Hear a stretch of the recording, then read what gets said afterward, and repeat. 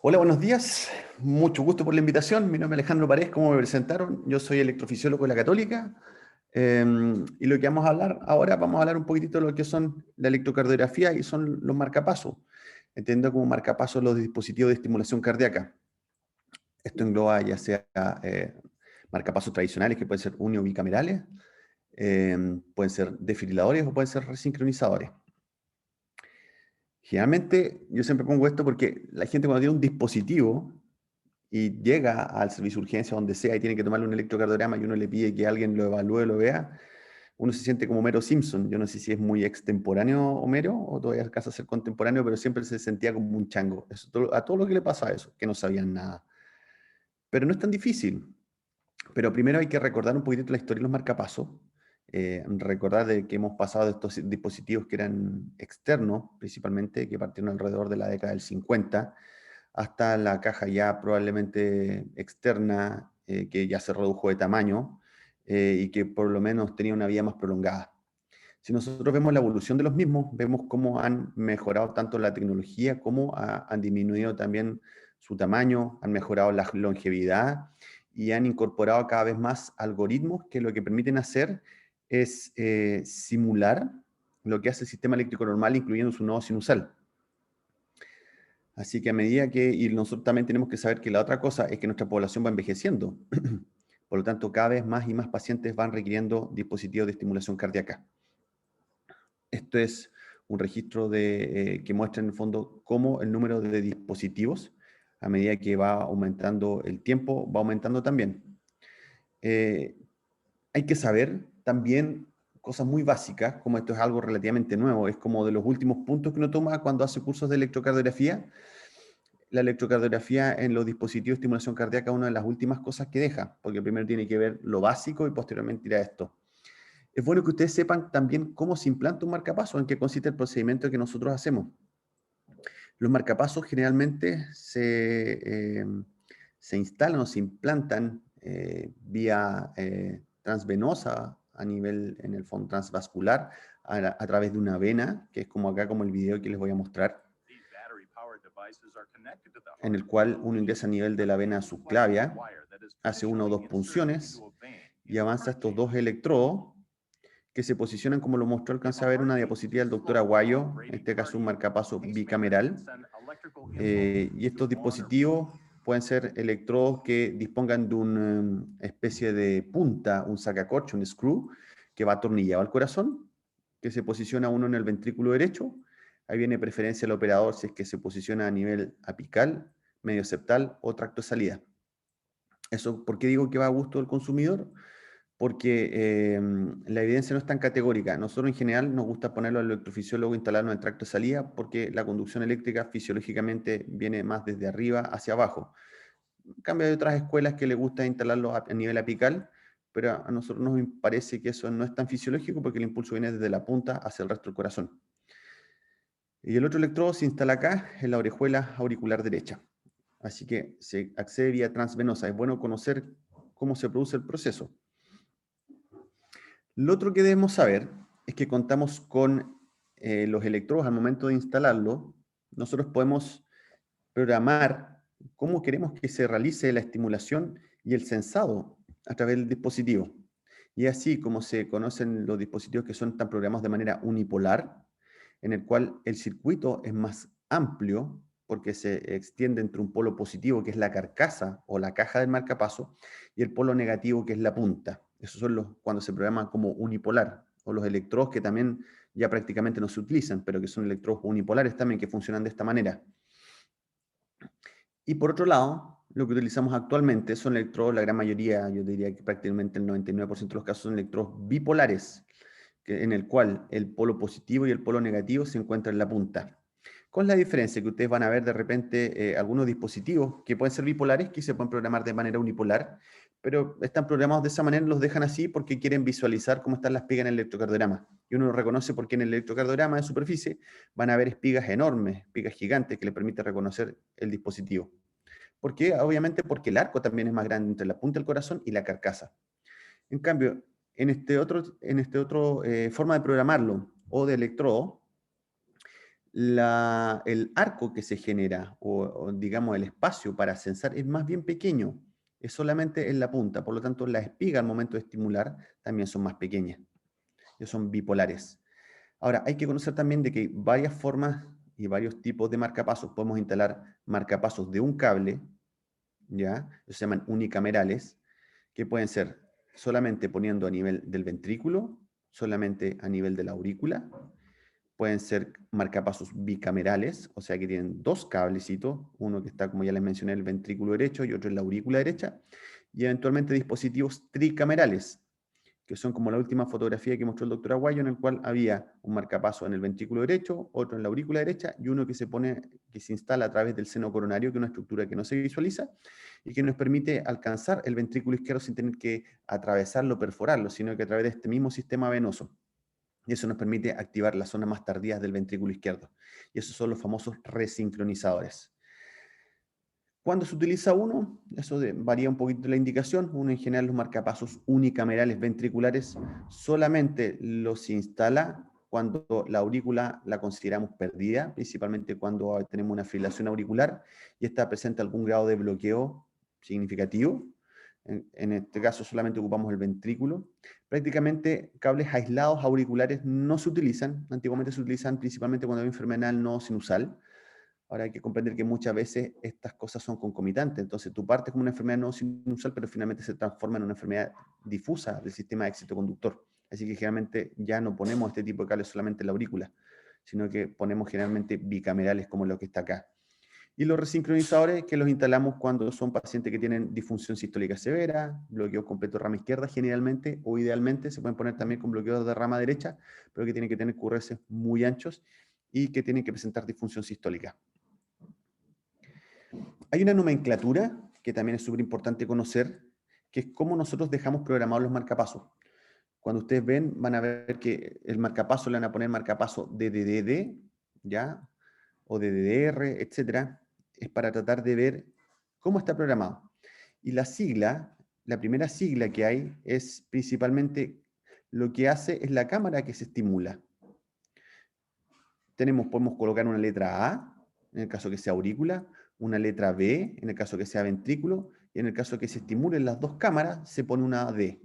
Si uno tiene apagado el dispositivo, se pone una O. La segunda letra corresponde a la cámara que se detecta, y eso suele confundir un poquitito, porque uno piensa que la que detectan es la primera letra. No, la primera cámara es la que se estimula, la segunda cámara es la que detecta, ¿ya? Y lo mismo, si no tiene ninguno, o si tiene una en la aurícula, sensa la aurícula, es A, si sensa el ventrículo es B, y si sensa ambas cámaras es D. La tercera letra es la respuesta que hay ante la detección. Si se inhibe ante la detección, es I, si se gatilla ante la misma, es T, y si cumple ambas funciones, es una D, que es dual. La gran mayoría de los marcapasos que instalamos bicamerales lo programamos como DDD.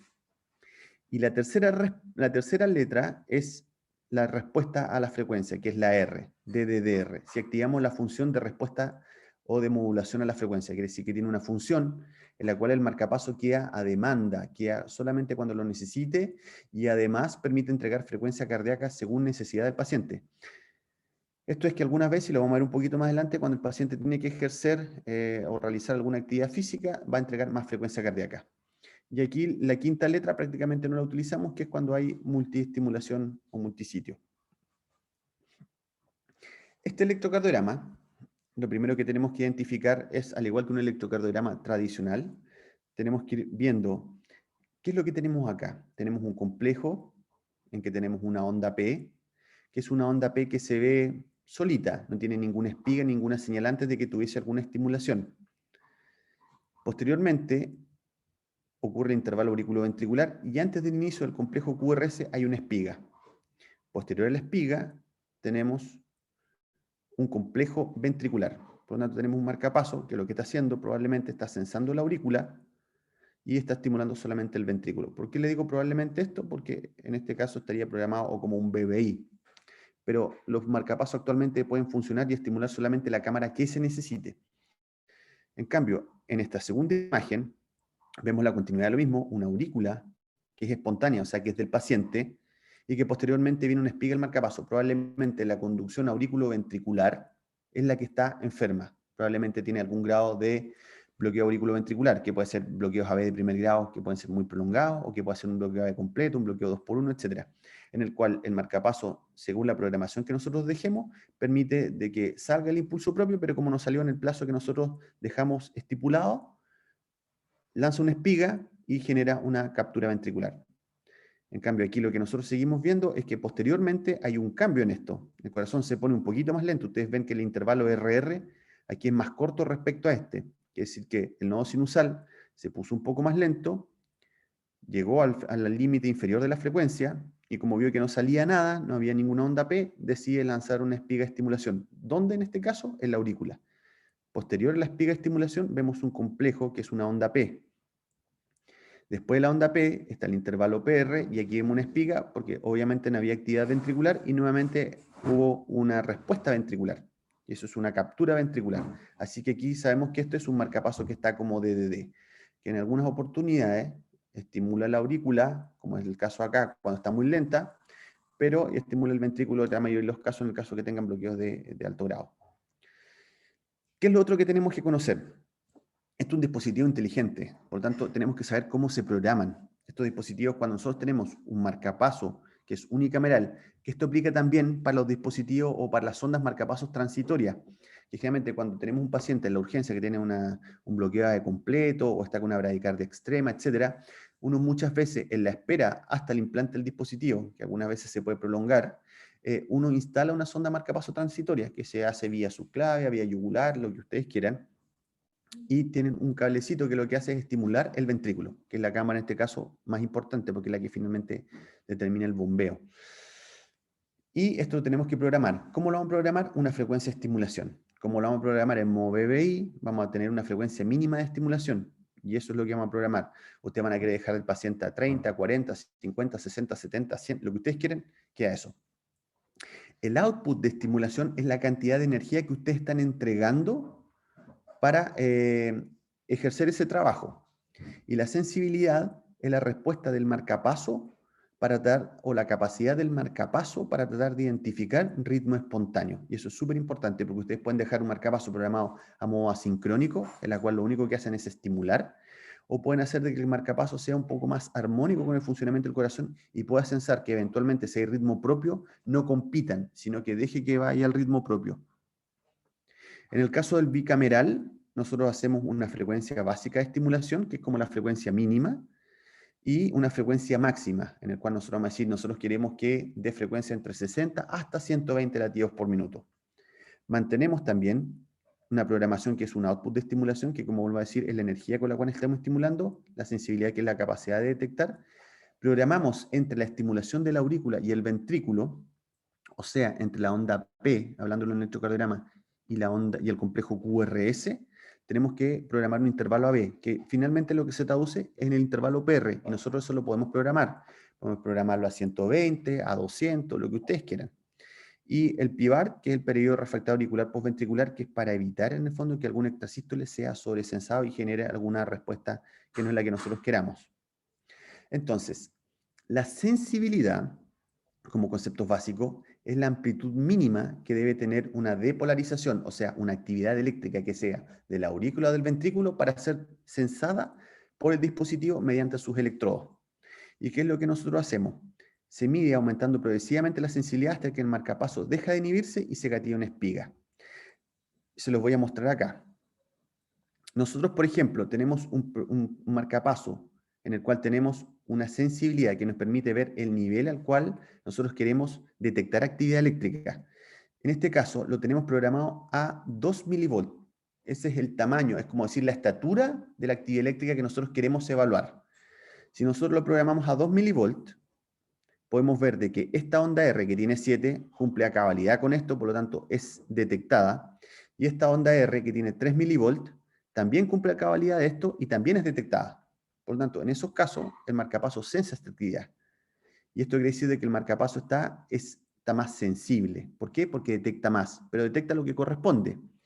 En cambio, si nosotros dejamos el marcapaso menos sensible, o sea, en valor numérico más alto, quiere decir que en este caso lo subimos, por ejemplo, a 4 milivolts. O sea, aumentamos la estatura de la onda o el tamaño de la onda que nosotros queremos ver. ¿Qué es lo que pasa? La onda de 7 milivolts que teníamos antes también cumple la cabalidad de esto, por lo tanto aquí es sensada. Perdón. Pero acá, esta onda, que era de 3 milivolts, no la alcanza a ver. Por lo tanto, aquí lo que va a ocurrir es que esto no lo va a censar. Por lo tanto, lo que va a ocurrir acá es un fenómeno de subsensado. Y si yo hay algo que no censo, el marcapaso, ¿qué es lo que va a hacer? Como está acostumbrado y está programado para trabajar, es que si no ve esta onda, va a dar una espiga. Pero el paciente tiene onda, así que lo que puede ocurrir en el fondo fenómenos de R sobre T o alguna otra cosa, que por lo tanto es súper importante el sensado. Es súper importante que nosotros cuando programamos un marcapaso lo que pedimos de mínimo de onda R que tenga de amplitud o de tamaño que sea más de 5 y la onda P sea más de 2 milivolts. El umbral, que es la otra capacidad que tiene el marcapaso, es la cantidad mínima de energía necesaria para generar una depolarización. Esto es, yo a ustedes les hablo con un determinado, con un tamaño, intensidad de mi voz, y ustedes cumplen una orden. Y esa orden yo voy bajando, bajando, bajando hasta ver si me escuchan. Y se cumple, es una cosa así. Y lo que hacemos aquí partimos al revés, partimos estimulando con mucha energía y empezamos a bajar, bajar, bajar, bajar, hasta que de repente se pierde. ¿Esto por qué es importante el output? Porque cuando nosotros estimulamos con una sonda marcapaso transitoria, hacemos prueba de umbral, en el cual estimulamos con mucha energía, mucha energía, mucha energía y empezamos a bajar. Estimulamos con 10 volt, 8 volt, 6 volt, 5 volt, 4 volt, sigo capturando, 4 volt, 3 volt, sigo capturando, 2 volt y pierdo, o 1 volt y pierdo. Por lo tanto, mi margen de seguridad es dejarlo al mínimo del valor con el cual yo tuve la última captura efectiva, o sea, si fue 2, me dejamos la cantidad de energía para que estimule al menos al doble. Por lo tanto, si perdimos con 2, el doble es 4. Por lo tanto, 4 volts es lo mínimo que se deja. Aceptable para nosotros cuando ponemos marcapaso es menos de 1 volt a 0,4 milisegundos. Y esta es la prueba que nosotros hacemos de umbral. ¿Por qué se las muestro? Porque esto les va a ser útil cuando ustedes trabajen en la urgencia o estén en alguna sala o en un intensivo y tengan que poner una sonda y tengan que hacer pruebas de umbrales. Cuando le digan pruebas de umbral, entonces ustedes están estimulando 3 milivolts, van bajando 2 milivolts, todos capturan y 1 milivolt. Y aquí perdieron. Por lo tanto, lo mínimo que nosotros dejamos de umbral de seguridad es el doble de, o sea, perdón, lo mínimo que lo dejamos es el doble del valor con lo cual tuvimos la última captura, que fue 2. Por lo tanto, el doble es 4. Y aquí estamos viendo, siempre vemos espiga, complejo QRS, espiga, complejo QRS, espiga, complejo QRS. Por lo tanto, aquí siempre hay captura. Pero aquí tenemos espiga, o sea, estamos estimulando y aquí no hay captura. Y eso es uno de los problemas que pudiésemos tener en marcapaso y lo que vamos a tratar de ver en el electrocardiograma. La impedancia es la resistencia al flujo de corriente de cada uno de los electrodos en una combinación con el paso de la energía a través de los tejidos. Y eso a nosotros nos sirve principalmente cuando hacemos chequeo de dispositivos para ver que cuando tenemos impedancias muy altas, mayor de 2000 ohmios, indican probablemente fractura del electrodo o desplazamiento del mismo. Mientras que cuando tenemos resistencias que son bajitas, nos hace sospechar que ya pérdida el aislamiento, es como que el cable se pele, ¿ya? Ahora, lo que yo les mencionaba con la onda R es la respuesta a la frecuencia, que es la capacidad del marcapaso de ajustarse o de dar una frecuencia dependiendo de la actividad del paciente. O sea, el paciente cuando está más bajo tiene frecuencias cardíacas más bajas, pero si el paciente se levanta, camina, corre, el marcapaso tiene la capacidad a través de sensores principalmente de movimiento o de respiración, etcétera, y otros que también hay sensores con respecto a las impedancias, pero esos son menos comunes, pero principalmente el movimiento permite darle más frecuencia. Ustedes pueden programar un marcapaso con una mínima de 60 y el paciente tiene una alta necesidad de estimulación de la aurícula, más de un 50%, y tenemos que activarle la onda R, porque si no ustedes van a dejar a ese paciente con la frecuencia mínima programada y el marcapaso no va a dar más. ¿Ya? Generalmente, cuando activamos la onda R, cuando tenemos enfermedad del nodo sinusal. ¿Por qué? Porque lo que trata de hacer la función R es imitar al nodo sinusal. Ahora, lo que es súper importante son lo que son las disfunciones de los dispositivos. Y yo hablo genéricamente como disfunción del marcapaso para englobar todos los dispositivos de estimulación cardíaca. Entonces, hablamos de fallas del sensado que pueden haber subsensados, como vimos en el ejemplo anterior, en el cual la actividad, estamos viendo menos actividad de la que realmente existe. ¿Ya? Y esto puede haber en cambios en la relación con el electrodo, por ejemplo, desplazamiento, fractura, extrasístole, alteraciones hidroelectrolíticas, fármacos, fibrosis, infartos, etc. O por otro lado, podemos ver mucha actividad o actividad que realmente no es verdad que no es una actividad eléctrica propia del corazón, por ejemplo, como los sobresensados.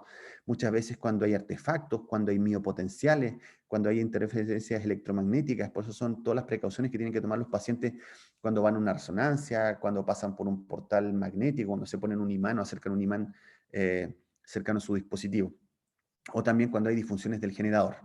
Y captura, pueden haber fallas de captura ya sea a nivel del electrodo. ¿Por qué? Porque el electrodo está fracturado, perdió aislamiento, porque el electrodo se cayó. Recordad que nosotros, y les voy a mencionar por qué nosotros hacemos ciertas cosas al día siguiente de poner un marcapaso, como son una radiografía de tórax, un electrocardiograma y además chequear el dispositivo. A nivel del generador, ¿qué fallas pueden haber? Fallas de batería o que principalmente haya fallas de contacto, como estas cosas son atornilladas y se conectan, se enchufan dentro del generador y uno los atornilla. Puede ser de que uno no lo alcanzó a atornillar bien y no alcanzó a tener un contacto adecuado entre la punta o el extremo más proximal del electrodo y el generador, y eso también puede ocurrir. Y como les menciono, también interfaces dispositivo-tejido, que hay fenómenos de fibrosis, en los cambios de alteraciones o alteraciones hidroelectrolíticas por fármacos o por infartos se puede generar esto. A ver, entonces, la falla de captura es cuando nosotros damos una orden y la orden se debe cumplir. Eso es lo normal. Ahí hay una captura. Yo le digo, tú haz esto y el corazón me hace caso y genera un potencial. Cuando hay fallas de captura, como yo les mencionaba, no se cumple a cabalidad esto. En este caso, tenemos una espiga que probablemente está programado como unipolar, porque vemos que tiene una tremenda espiga a nivel ventricular. Entonces, este es un marcapaso que está programado como un modo BBI. ¿Por qué? Porque solamente tengo espiga en todo momento que está estimulando el ventrículo. Aquí no veo ninguna espiga de estimulación en la aurícula, así que yo sé que esto es un marcapaso BBI. Lo más probable es que sea una sonda marcapaso transitoria. Entonces tengo esta espiga y tengo un complejo QRS, o sea, capturo espiga, complejo QRS. Y aquí tengo una espiga, pero no tengo complejo QRS. Por lo tanto, aquí lo que yo tengo es una falla de captura, y eso lo podemos reconocer fácilmente al electrocardiograma. Y si ustedes ven acá, tenemos esta espiga que va siguiendo esta misma secuencia y le da la onda P casi en la mitad, o sea, está pegando. Probablemente el electrodo se desplazó. Lo mismo acá, tenemos esto, que es espiga y complejo QRS. Siempre que ustedes van a ver un complejo QRS estimulado, el complejo QRS estimulado por un marcapaso va a ser un complejo QRS ancho, a diferencia de un QRS nativo, salvo que tenga algún trastorno en la conducción. Pero aquí estamos viendo, esto es un electrodo unipolar, porque tiene una espiga grande, estimulando solamente en el ventrículo con captura, captura, captura, captura, y luego este marcapaso no logra, en el fondo, capturar por varios latidos. Así que hay que revisar el tema del umbral, etc. Falla de salida es falla de emitir el impulso a intervalos que uno esté programado. Y la falla de salida generalmente ocurre cuando no logramos enchufar bien, por ejemplo, el conector al cabezal. Alguien muy rápido llegó apurado, trató, enchufó, conectó y no alcanzó a tomar contacto correcto. Entonces pueden tener intermitencia. Entonces aquí tenemos espiga, complejo QRS, espiga, complejo QRS, espiga, complejo QRS. Luego tenemos un complejo QRS nativo con una onda P, o sea, este es un ritmo sinusal que se conduce con un PR más largo, ok. Y posteriormente, si ustedes ven acá, estamos midiendo esto. La frecuencia a la cual está programado son prácticamente 4 cuadraditos, o sea, tenemos 300, 150, 100, 75, está programado prácticamente a 80 latidos por minuto. Aquí, ¿qué es lo que pasó? Se prolongó más de 4 cuadraditos, pero un poco antes salió un complejo QRS, afortunadamente. Pero luego que pasó este periodo de tiempo, en el cual son prácticamente, está a 30 latidos por minuto, debería haber salido acá. Y el marcapaso no salió. Ni siquiera hay una espiga, por lo tanto aquí hay una falla de salida. Aquí no tenemos espiga, no es una falla de captura, porque aquí no tenemos visible una espiga. Así que hay una falla de salida. La subsensibilidad, lo que ya les mencioné, que es la falla del marcapaso para censar, por lo tanto, para inhibirse. O sea, yo no logro visualizar correctamente todas las ondas. Y si yo no veo onda, hago el trabajo para lo cual me están pagando, que es estimular. Y esto puede ocurrir a nivel tanto de la aurícula como del ventrículo. Depende de eso, de la cámara que ustedes estén estimulando. Por ejemplo, acá tengo espiga, aquí pega en cualquier lado, no genera una captura. Aquí lo mismo, tengo una espiga con un complejo QRS que efectivamente genera una captura, pero aquí esta onda R, este complejo QRS, no lo vi. Y si no lo vi, lo que hago al no ver algo, al subsensar algo, es estimular. ¿Y qué? Lanzo una espiga. ¿Cuál es el riesgo de esto? Fíjense esta espiga dónde está pegando. en la porción final de la onda T. ¿Qué es lo que puede generar esto? Un fenómeno de R sobre T y generar una arritmia ventricular maligna, simplemente porque está mal programada el marcapaso, por lo tanto, porque está poco sensible. Por lo tanto, ahí lo que hay que hacer es mejorar la sensibilidad. Y nuevamente aquí ocurre lo mismo. Logra una captura del complejo QRS y después de la onda T viene un nuevo complejo QRS que no lo sensa y le vuelve a tirar una espiga. Ahora casi en la mitad de la onda T. O sea, esto es peligroso, puede generar un fenómeno de R sobre T. Y la sobresensibilidad es que estoy sensando mucho y generalmente es cuando sensa ruido o cuando hay eventos, por ejemplo, alteraciones electromagnéticas externas que generan muchas veces una actividad eléctrica que el marcapaso sensa de más. Y como sensa actividad eléctrica dice, ah, bueno, ya está trabajando alguien, está haciendo mi pega, por lo tanto yo no trabajo. ¿Cuál es el riesgo de esto? Es de que haya personas, de que, por ejemplo, sean dependientes de marcapaso y al censar una actividad, por ejemplo acá, que ustedes ven que tenemos un ritmo de base que es bien fibrilado, pero y bien peludito, así con puntita, esto es ruido. Y el marcapaso aquí, perfecto, funciona bien, el complejo QRS bien, complejo QRS estimula bien, complejo QRS lo mismo acá, pero en este aquí se inhibió. Y luego vuelve a aparecer. Aquí está sensando, sensa este ruido y dice, ah, este ruido es actividad eléctrica del corazón, por lo tanto no trabajo. Y este es más dramático todavía, que esto también parte de la inhibición es por miopotenciales. Y este es de una paciente que yo tenía en Temuco, cuando yo era becado de medicina interna, que si ustedes pueden ver, aquí tiene un complejo QRS que está estimulado, complejo QRS nuevamente estimulado, y aquí lo que ustedes ven es un ritmo de base bien fibrilado. Esta señora tenía un marcapaso de los más antiguos que habían, que tenían cables de esos unipolares.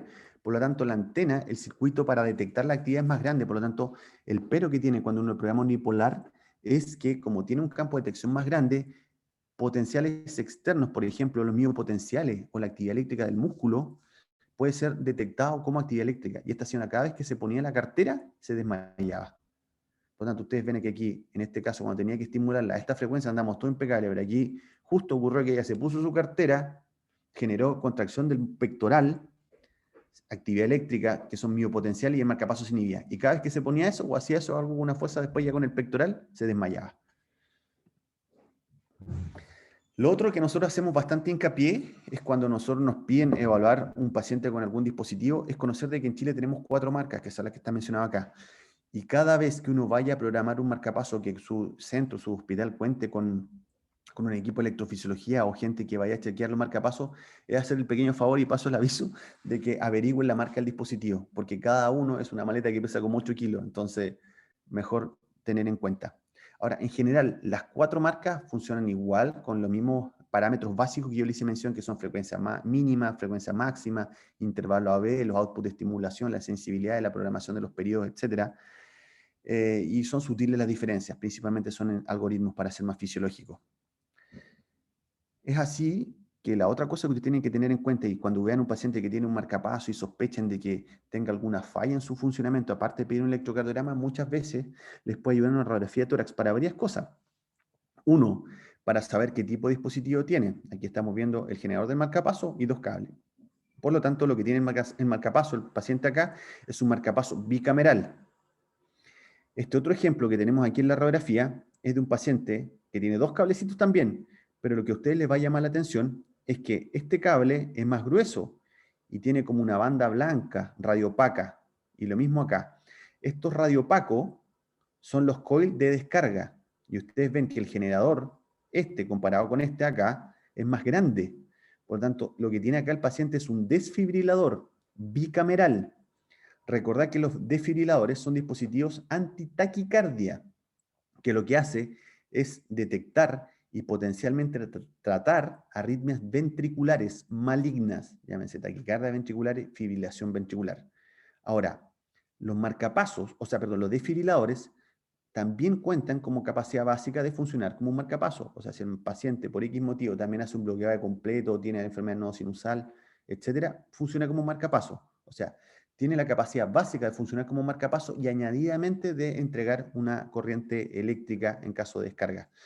Recordar que la duración, y lo otro súper importante, son la duración de los dispositivos. En general, posterior a un implante, la duración de la batería de un marcapaso es de 8 a 10 años. La de un desfibrilador, como consume más energía en caso de un choque, etcétera, utiliza más energía, en general van de 6 a 8 años. Y esta otra radiografía es muy similar a lo que mencionamos con su dibujo anterior de la clase anterior, en el cual ustedes ven que tiene un dispositivo y aquí lo que estamos viendo, vemos que tiene 3 cables. Tiene un cable que va en la aurícula, más bien en la orejuela de la aurícula derecha. Tenemos este cable que va en el ventrículo derecho y que tiene un coil, por lo tanto eso es con función de desfibrilador. Y además tiene este cablecito acá, que se va un poco más hacia la izquierda. Y ese es un cable que va en el seno coronario. Por lo tanto, lo que tiene este paciente es un marcapaso resincronizador con desfibrilador. Entonces, cada vez que nosotros ponemos un dispositivo o nos enfrentamos a un paciente que tiene un dispositivo, lo que hacemos es tomar un electrocardiograma para ver que esté funcionando de manera adecuada. Entonces, en este electrocardiograma de acá, lo que estamos viendo es que el paciente, nos llama la atención al tiro, es que está con una espiga pequeñita. Esto es una espiga, ¿por qué? Porque el marcapaso es un marcapaso bipolar, o está programada la estimulación de la aurícula como bipolar. Es una espiga pequeña y está antes de qué cosa? De la onda P. Por lo tanto, aquí sabemos que está estimulando la aurícula. Estimula la aurícula, tiene una onda, una espiga, tenemos una captura efectiva con una onda P, o sea, tenemos captura auricular. Posteriormente viene el intervalo PR, o lo que nosotros llamamos programado desde el marcapaso, el intervalo AB, y luego viene un QRS, que a parecer no le veo espiga, por lo tanto ese es un QRS espontáneo, ¿ya? Por lo tanto, ¿cómo informaría esto? Como una estimulación auricular por marcapaso con conducción AB espontánea. ¿A cuánto? Y aquí lo vemos, la frecuencia mínima probablemente esté a 60 por minuto. El complejo QRS nativo de este paciente es de un bloqueo de rama derecha.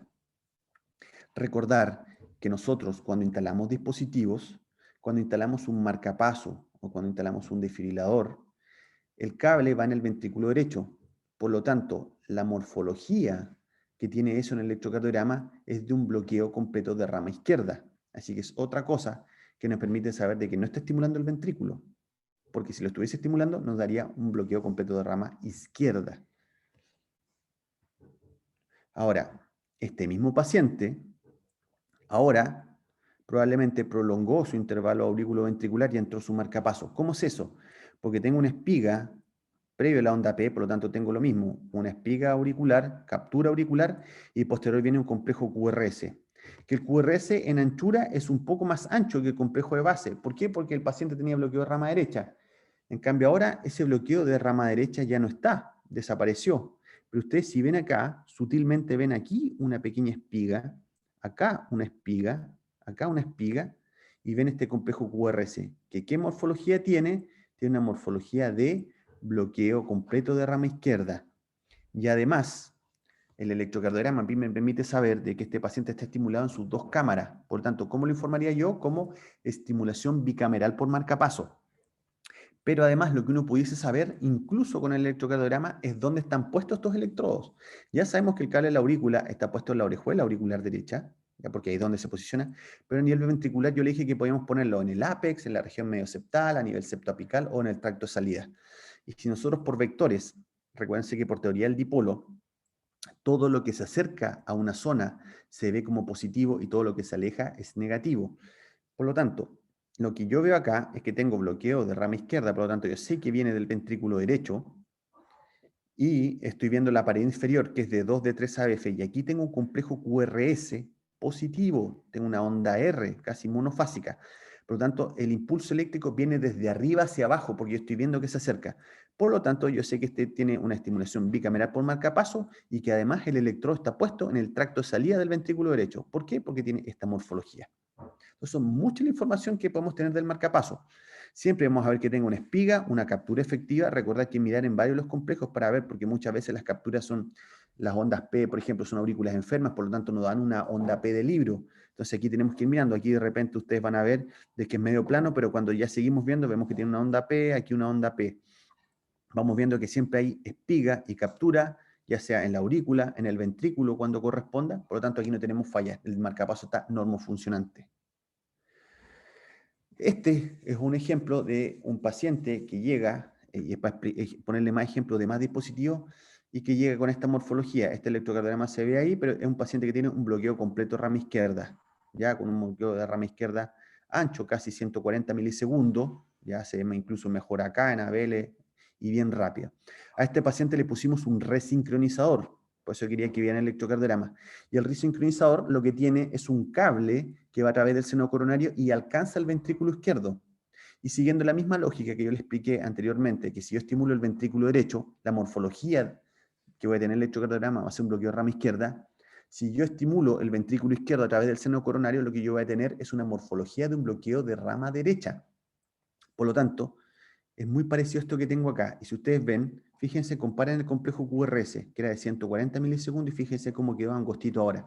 Y aquí lo que nosotros hacemos es fusionar tanto una estimulación del ventrículo derecho con un ventrículo izquierdo que generalmente se estimula antes y lograr un complejo QRS más armónico. Y si ustedes lo ven, fíjense, tiene una onda P que es espontánea, o sea, es un ritmo sinusal con tracking biventricular por marcapaso. Si ustedes ven, aquí tengo una pequeña espiga, que es la primera espiga probablemente el ventrículo izquierdo, y después tiene una segunda espiga, que es la aurícula derecha. Y esto genera que yo tenga una pseudomorfología de bloqueo de rama derecha, también con un poquito de bloqueo como incompleto de rama izquierda. Así que esto es un resincronizador, y así nosotros lo podemos identificar. Y miren que quedó lindo. Por eso es que nosotros resincronizamos a los pacientes. Otra cosa que ustedes pueden hacer y que ya no se hace tanto como antes, pero pueden recurrir ustedes a ella, ya sea si alguno de ustedes va a ser anestesiólogo, está en pabellón, etcétera, y el paciente está con marcapaso, o quieren conocer si el paciente está con su marcapaso normofuncionante, es ponerle un imán al marcapaso. Eso lo hacíamos mucho antes, yo les cuento, lo hacíamos cuando yo era interno, cuando era alumno, cada vez se hace menos en los servicios de urgencia porque ¿por qué? Porque llaman al electrofisiólogo, va, lo chequea y queda resuelto si es que le queda la duda. Pero si ustedes están en Vivir, en Chuchunco, en Chiloé, donde ustedes quieran, y tienen un paciente con marcapaso, pueden poner un marcapaso para ver cómo esté programado. ¿Y qué es lo que hace el marcapaso? El marcapaso principalmente lo que hace es quedar en un modo asincrónico. Y el modo asincrónico es el marcapaso, lo único que hace es estimular. O sea, el marcapaso no sensa actividad. Por lo tanto, en siglas de marcapaso, eso quedaría, si es un marcapaso que solamente tiene un cable en la aurícula y lo dejamos asincrónico, queda como un A o O. Quiere decir que solamente estimulo, no senso actividad. Y no dejo simplemente como esos caballos de carrera cuando le ponen esa cosita en los ojos para que solamente vean hacia adelante. La misma cosa. Aquí yo no veo nada adicional. Solamente estimulo. Aquí este es AO. O sea, ustedes vean, estimulo aurícula. No senso nada, solamente estimulo. Llevo el ritmo. Estos marcapasos, el segundo ejemplo, está programado como BOO, ya sea en la respuesta que lo hace el imán ante un marcapaso, que lo deja de manera sincrónica, o que ustedes lo pueden programar, por ejemplo, en las cirugías, pacientes que son dependientes de marcapaso y que ustedes tienen que ocupar electrobisturí, etc. El electrobisturí puede generar cierto grado de inhibición, porque eso son interferencias electromagnéticas. Entonces, ¿qué es lo que hacemos para evitarnos que el paciente, cuando ocupen mucho bisturí, unipolar o bipolar, unipolar principalmente, para evitar de que el marcapaso se inhiba, porque sense eso como una actividad propia del corazón, lo dejamos asincrónico.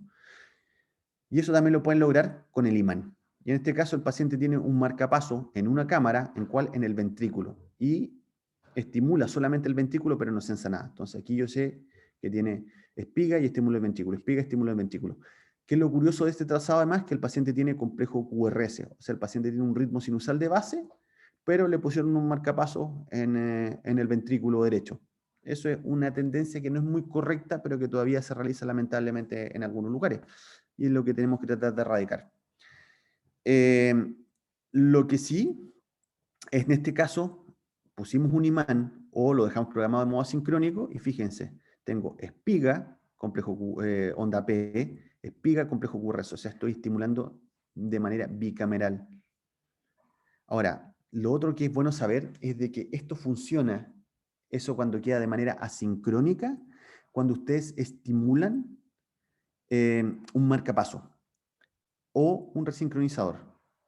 Pero cuando el dispositivo tiene la función de desfibrilador, lo que hacen ustedes es apagar las terapias de choque. No lo va a dejar asincrónico.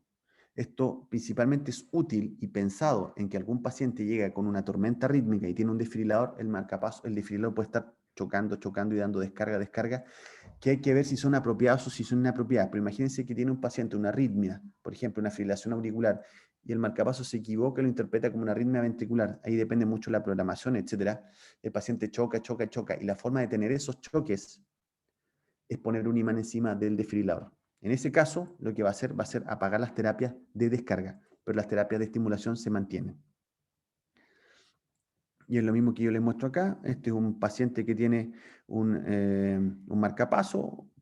Aquí está apagado porque aquí está funcionando como sinusal, espontáneo. Y aquí se acercó, se le puso un imán encima y lo que se ve es cómo lo convertimos a estimulación bicameral. ¿Por qué nos servía esto y por qué utilizamos esto cuando teníamos sospecha de disfunción del marcapaso? Poníamos este imán y con esto claramente vemos de que no hay disfunción porque el marcapaso está capturando cuando corresponde una aurícula y captura un ventrículo. Y no hay ninguna espiga, no hay falla, no hay ausencia de espigas y tampoco hay espigas que no sean seguidas de un complejo, una onda P o un complejo QRS. Lo importante antes de hacer puestas de imanes o chequeos de dispositivos es conocer cuánto tiempo tiene puesto el marcapaso. ¿Por qué? Porque muchas veces al pasar el marcapaso a modo asincrónico podemos terminar de utilizar lo poco de batería que le quede en caso de que la pila de marcapaso esté cercano al agotamiento. Eso es lo único, la única salvedad que tienen que tener.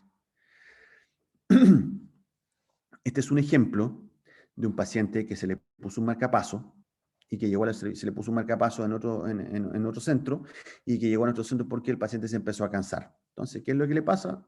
Le tomaron un electrocardiograma y ustedes pueden ver acá de que el complejo QRS es ancho, con una morfología de bloqueo completo de rama izquierda, ¿ya? Y si seguimos el dedo largo, vemos que de repente sale como una onda P, un complejo QRS, y luego sale una onda P solita. Y después hay un intervalo AB o PR bien largo. Y luego aparece un complejo QRS que tiene una espiga previa. Por tanto, aquí está estimulado. Luego seguimos, no vemos onda P, y luego una espiga ventricular y un complejo. Y luego vemos una espiga acá, en el lugar que debiese ir la aurícula, y no vemos una onda P que lo siga. Y luego una nueva espiga y un complejo QRS. Lo mismo acá, después aparece una onda P con un intervalo bien largo, etc. Y después sale el ritmo sinusal del paciente. Lo que yo tengo que pensar es que tiene un marcapaso bicameral. ¿Cómo sé que tiene un marcapaso bicameral? Tengo dos espigas, una en lo que corresponde al lugar de la aurícula y otra en lo que corresponde al lugar del ventrículo. La siguiente pregunta, ¿están funcionando bien? O sea, ¿todas las espigas se siguen de un complejo? Vamos a partir con el complejo QRS, que es el más importante. Tengo aquí espiga pequeñita, pero aquí tengo esta espiga, complejo QRS, espiga, complejo QRS. O sea, siempre que hay una espiga, hay un complejo QRS. ¿Hay alguna espiga a nivel del complejo QRS que nos genere una captura? No. ¿Hay algún espacio en el cual debiese ir alguna espiga y no lo haya, pero ventricular? No. Por lo tanto, la estimulación del ventrículo está correcta. Vámonos a la aurícula. Tengo espiga auricular, ¿y qué es lo que pasa? No genera onda P, o sea, aquí estoy teniendo una falla de captura. Pero además, ¿qué es lo que ocurre acá? Hay espacios en los cuales yo tengo una línea y no tengo onda P. O sea, aquí debiese haber, además, una onda P o una espiga que estimule para que ver si genera algún complejo. Por lo tanto, aquí lo que estoy teniendo es falla, ya sea de sensado, pues lo estoy viendo acá, y también falla de captura. ¿De qué cable? El electrodo de la aurícula. ¿Qué es lo que hago? Si no tengo la posibilidad de chequearlo ahí, hago una radiografía tórax, porque mi sospecha es que este electrodo se haya caído. Y si vamos a mirar esta radiografía, van a poder ver que tiene un marcapaso con dos cables, con un cable que está puesto en el ápex del ventrículo derecho, y fíjense, el cable de la aurícula, en vez de estar hecho una J acá arriba en la orejuela, vemos que está caído acá. Por lo tanto, eso confirma nuestra sospecha de una disfunción del electrodo auricular por desplazamiento. ¿Y qué es lo que hay que hacer en estos casos? Es volver a intervenir y volver a posicionarlo. Aquí más de lo mismo. Hay que tener cuidado. Aquí hay que tener cuidado principalmente cuando ustedes ven que las espigas se van espaciando, pero es principalmente para hacer mención a que tenemos que tener cuidado con la longevidad de los electrodos. Muchas veces, perdón, cuando nosotros tenemos, es lo último que les voy a mencionar, los marcapasos tienen una vida útil, y hablando como genérico como un marcapaso, tienen una vida útil que aproximadamente va en 8 a 10 años. Y ustedes me dirán, ¿qué es lo que pasa, doctor, cuando se acaba la pila? Cuando se acabe la pila, no es como que deje de funcionar al tiro, sino que pasa por etapas. Hay una etapa antes que el marcapaso se agote completamente, que se llama ERI, que se llama etapa de recambio electivo o indicación de reemplazo electivo del generador, en el cual el marcapaso, dependiendo la marca, pasa a una frecuencia que no es programable.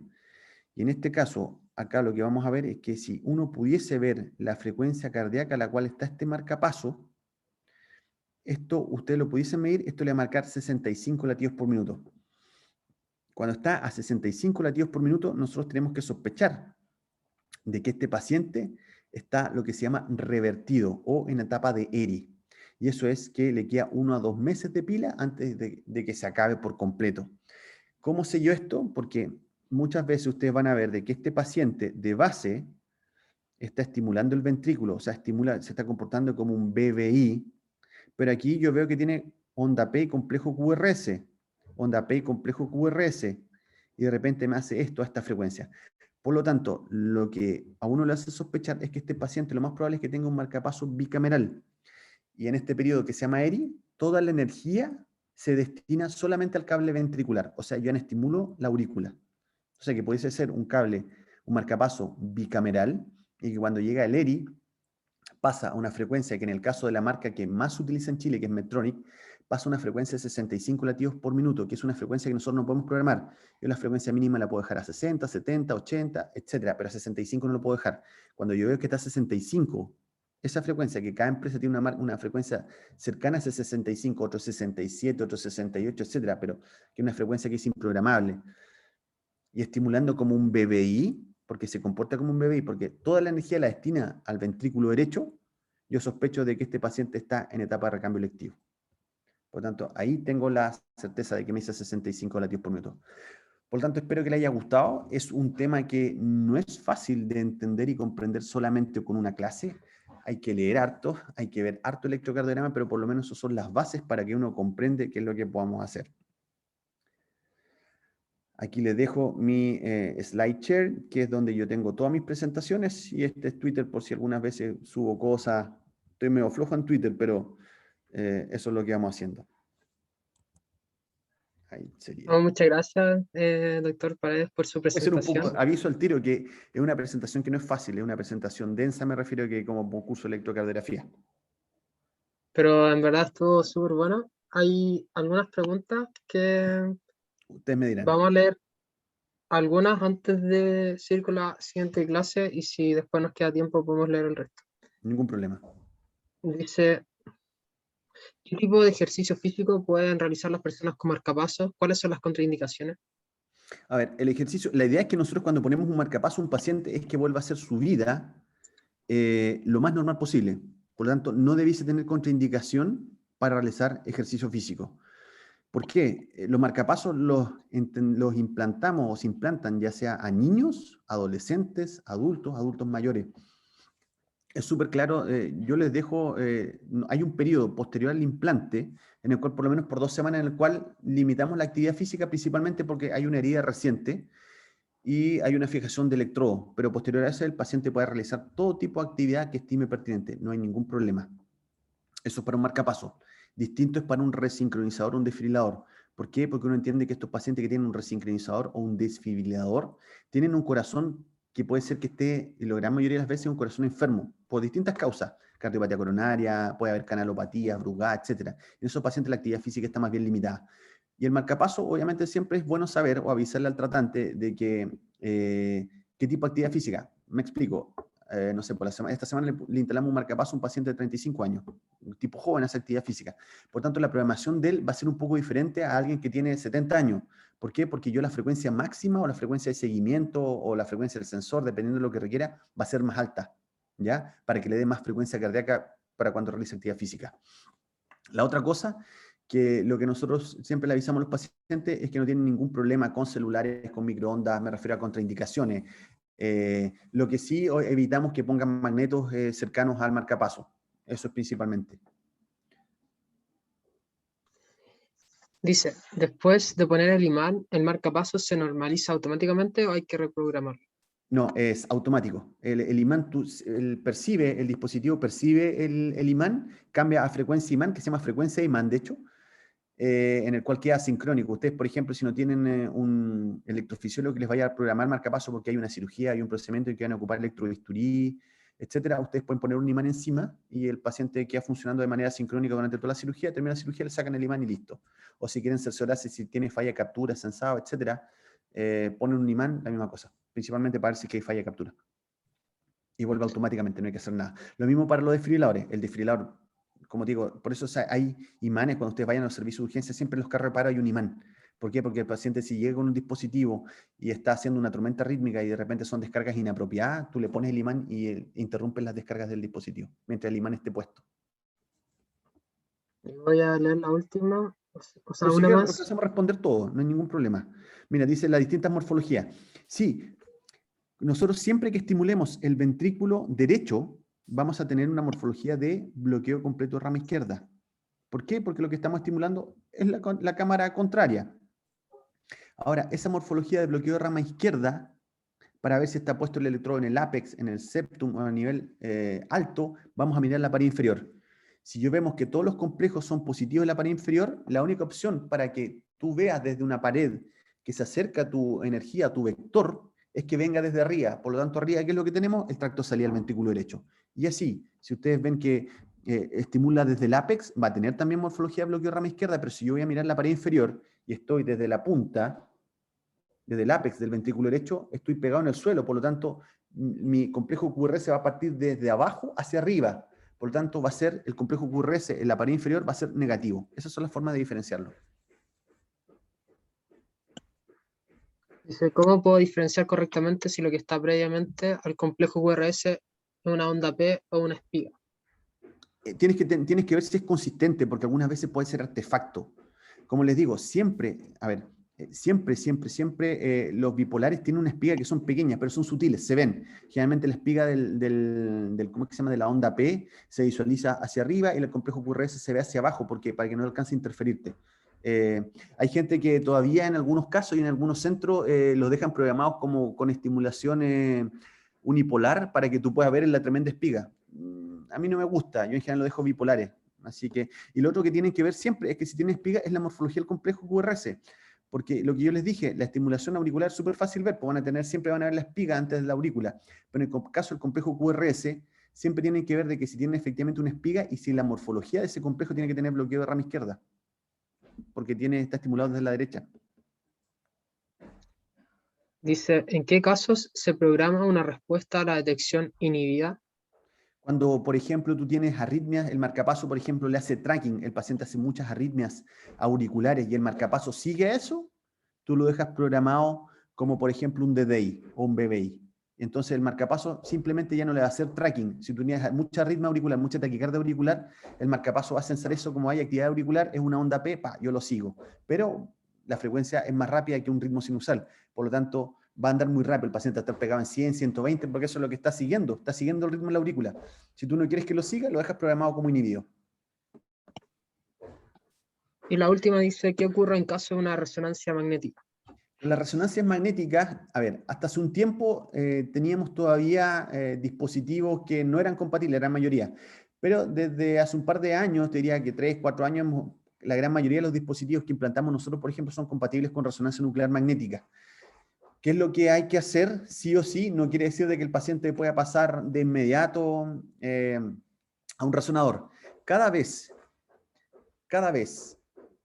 que nosotros ponemos un dispositivo, el plazo que hay desde el implante hasta poder realizar una resonancia son 6 semanas. Y eso principalmente para la madurez de los cables y el proceso de fibrosis que ocurre a nivel de interfase distal. O sea, cuando el cable está enganchado en el ventrículo, en la aurícula, o está puesto en el ventrículo izquierdo, le damos ese tiempo para que los cables maduren, se genere un proceso de fibrosis y los cables estén fijos. Porque obviamente todos tienen, es metal en el fondo, ¿ya? Entonces, para evitar cualquier problema de interfase, 6 semanas después de un implante autorizamos empezar a hacer resonancia en caso que lo requieran. Ahora, la resonancia magnética es un campo electromagnético muy grande, por lo tanto pueden haber interferencias como pueden haber inhibiciones por lo mismo. Y en un paciente que es dependiente de marcapaso, el riesgo es que el paciente sea dependiente de marcapaso 100%, un alto porcentaje, y tú al pasarlo por un magneto, sensa esta actividad eléctrica y dice, ah, perfecto, es actividad eléctrica, yo no trabajo, y el paciente se queda en asistolía o en un paro sinusal, y por lo tanto el paciente no tenga que escape. Entonces, ¿qué es lo que hacemos?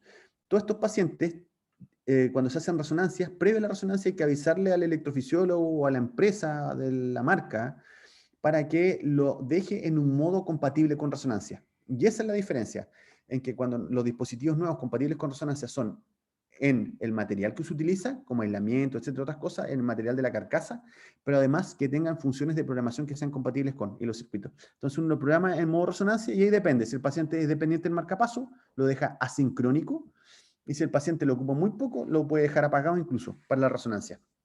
Así no hay ninguna interferencia media extraña a la que le pueda hacer tracking o se puede inhibir.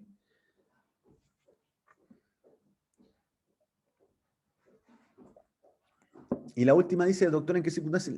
La onda, la T, prácticamente el gatillado solo, prácticamente no se utiliza. Porque, ¿qué es lo que pasa? La onda T te habla, por eso cuando lo dejamos como DDD y lo dejamos inhibido para no hacer tracking, el T es para gatillarse o para estimular o seguir algo. Y esa T va principalmente en pregunta a la respuesta ventricular. Es si es que, por ejemplo, tú sensas actividad de la aurícula, ¿qué es lo que haces? ¿Te inhibe o lo sigues? En ese caso lo sigues. Nunca lo dejas programado solo como T, siempre va en el D, porque tiene la capacidad de inhibirse y también gatillar. Ahí le haces tracking en el fondo a una actividad auricular.